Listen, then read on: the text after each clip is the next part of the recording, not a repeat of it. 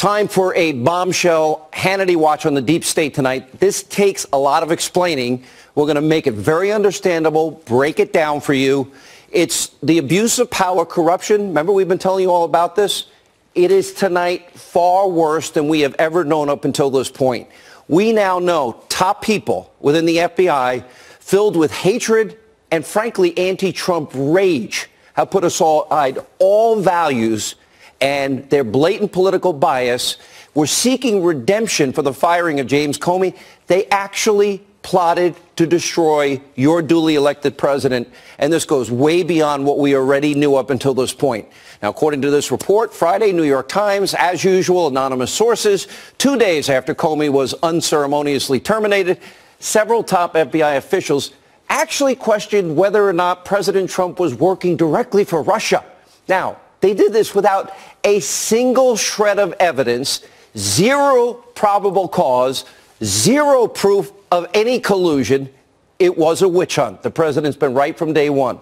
They opened an investigation into whether or not Russia directed the president to fire their beloved Trump hater James Comey. Now, this despite Comey's testimony that there was no evidence of collusion. For 9 months, they had been looking into this, and that Trump was not the target of his investigation. Remember, even Comey, the Trump hater that he is, admitted that the president could fire him for any reason. Nobody in the media seems to want to tell you that. Now, Congressman John Ratcliffe told our own Catherine Herridge, quote, in May of 2017, political bias infected senior FBI leadership and emotion, not evidence, drove their decision-making. Now, his closed-door interview with the former FBI counsel, James Baker, revealed this. This is important. Quote, FBI senior leadership could not accept that Comey was fired for cause, and the president had the constitutional authority to terminate Comey. So they begin the witch hunt, which had already started 9 months earlier. Now, President Trump's former attorney, John Dowd, has called the FBI's anti-Trump operations a political coup. Watch this.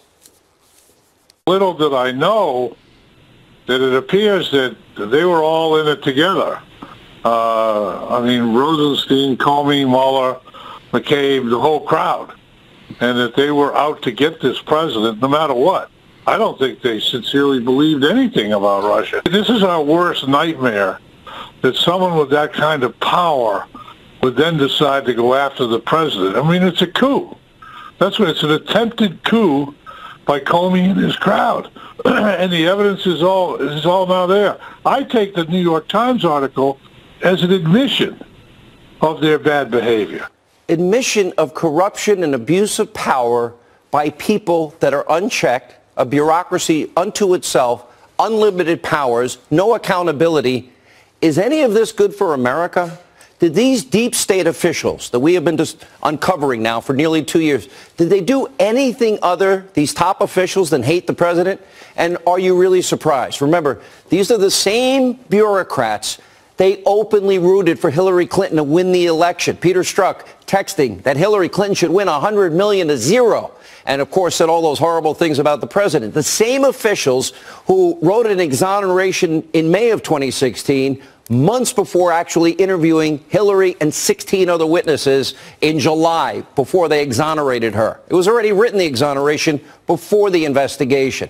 The same people that yawned, we know. It is incontrovertible. Hillary Clinton obstructed justice. She destroyed, subpoenaed emails, 33,000 of them, washed her hard drive with bleach bit, smashing smartphones and iPhones with a hammer and taking away SIM cards. The same people who looked the other way when Hillary and the DNC funneled money through Perkins Coie, a law firm, a campaign finance violation, to hire an research firm to hire, Christopher Steele, a foreign national, to give us Russian lies. The same bureaucrats who all but applauded when Clinton's funneled cash used to hire Christopher Steele. Why? To produce a dossier that we now know were full of lies, misinformation, propaganda about President Trump, which we now know today are debunked. The same people who helped disseminate those Russian lies that she paid for to you, the American people, and throughout the highest levels of our government, doing that before an election. so-called trusted officials who used the dossier to defraud a FISA court multiple times to spy on a Trump campaign associate. By the way, fraud before the court. The same people who used that dossier to open up an investigation into Trump. This all has happened.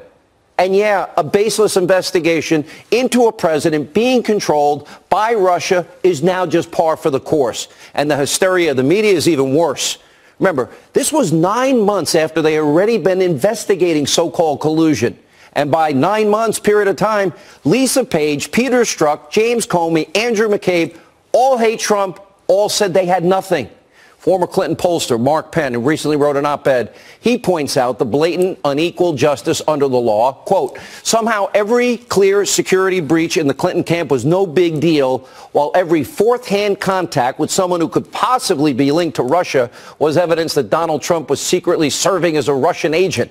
Now a former assistant director of intelligence at the FBI is rightly calling out his old colleagues for this massive abuse of power. Take a look. Are we criminalizing, or are we exercising the authorities, the legitimate authorities of the FBI to investigate policy differences, to investigate foreign policy stances by an administration? Well, that's not the role of the FBI. No, it's not. And despite everything we just showed you, the special counsel investigation rolls on.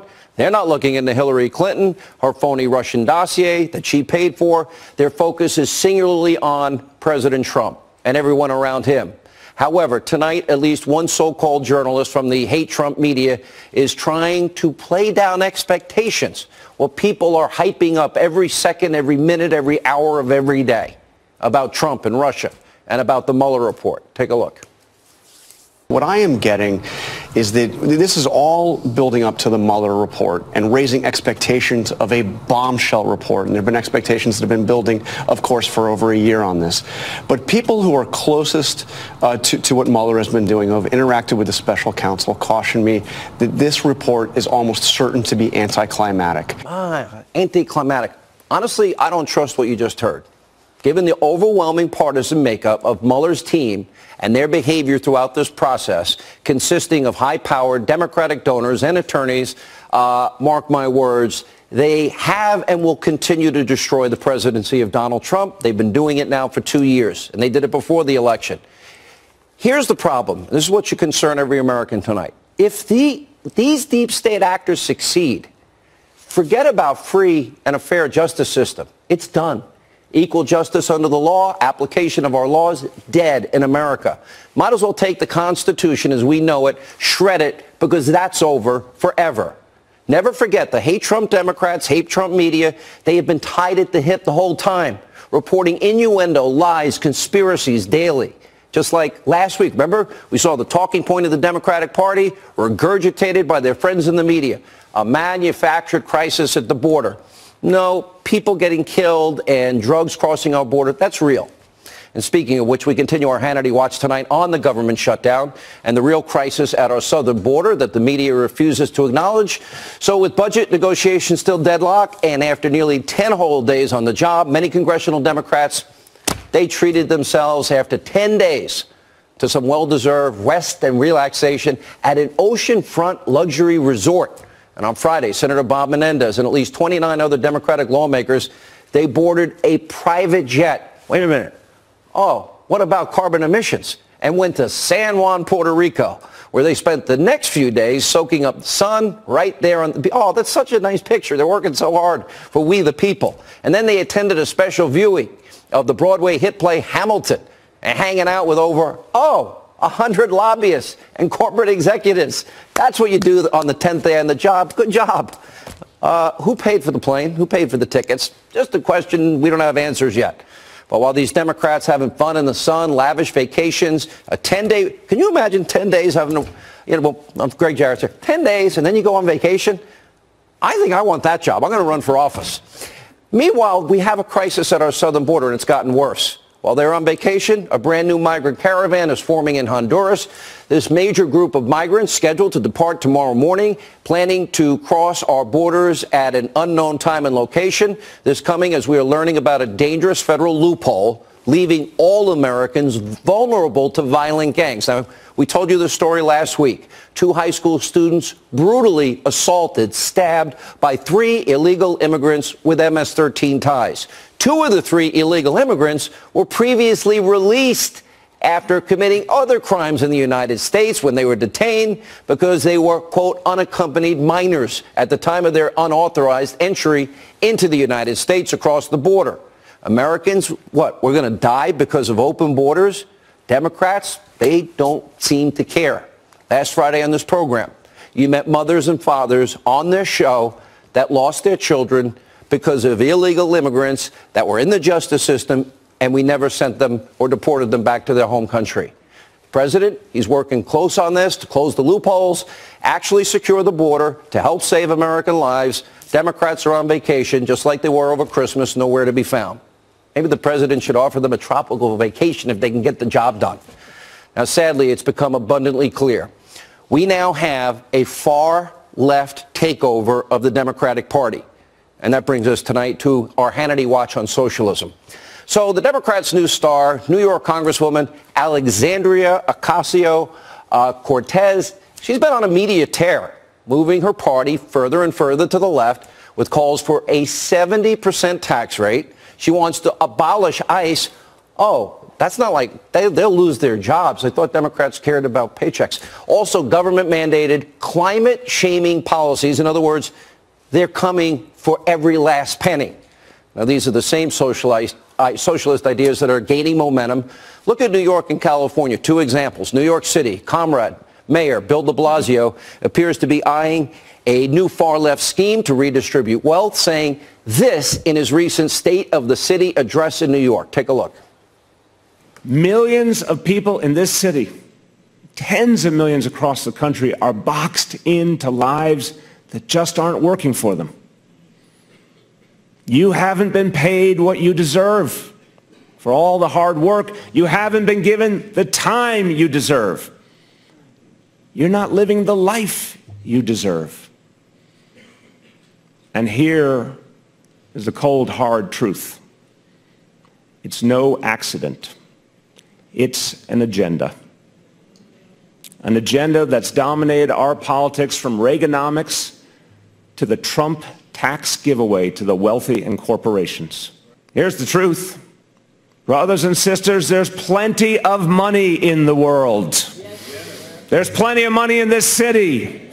It's just in the wrong hands. Hey, this Comrade de Blasio wants to confiscate money. It's in the wrong hands. Now, don't be fooled. This isn't about compassion. It's always about power, bigger government, finding new reasons to tax and control hardworking Americans. In this case, New Yorkers. You're seeing the same thing in California. Radical leftist Governor Gavin Newsom. Well, he may be outdoing them all. He now is going to tax drinking water. This would require Californians to pay an extra tax to ensure that the water they drink is clean. Remember, this is a state with a 13.5% state income tax. This is a party devoid of moderates, and their solution to every problem is make more and take more of your hard-earned money and pretend it's for your benefit. In other words, you surrender freedom for false security, when really it's about government control over your life, all while, of course, covering up their own incompetence.